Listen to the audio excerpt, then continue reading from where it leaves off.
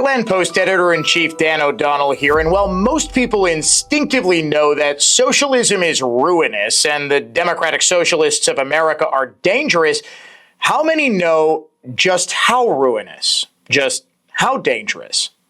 The DSA isn't exactly trying to hide who they are or what they represent. It's all right there in their official party platform, known as the Workers Deserve More program. First and foremost, they want to replace the U.S. Constitution. Yes, this nation's most important document, the one that establishes not just the foundations of our government structure, but of our civilization itself. Socialists want to replace it with their own. As they write in their own platform, we are workers fighting to transform society. To win the battle for democracy, draft a new constitution, and create a democratic socialist republic. If that wasn't clear enough, they say it again.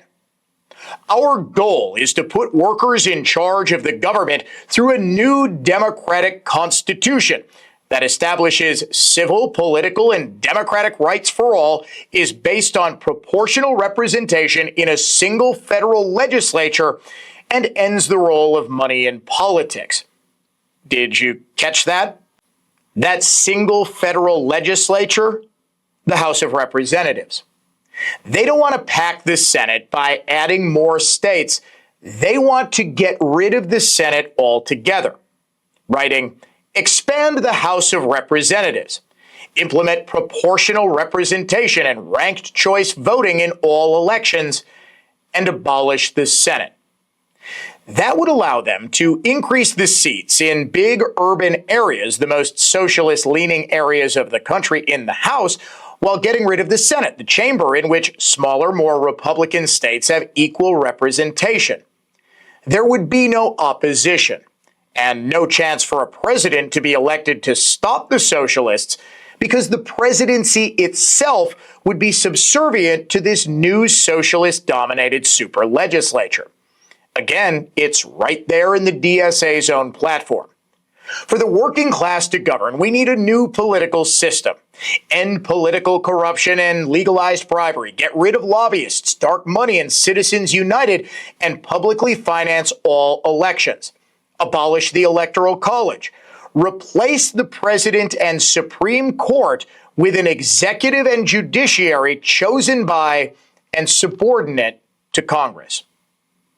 In case you missed it in the shock of the presidency and the judiciary being replaced, the federal courts would also have to bow to the socialists.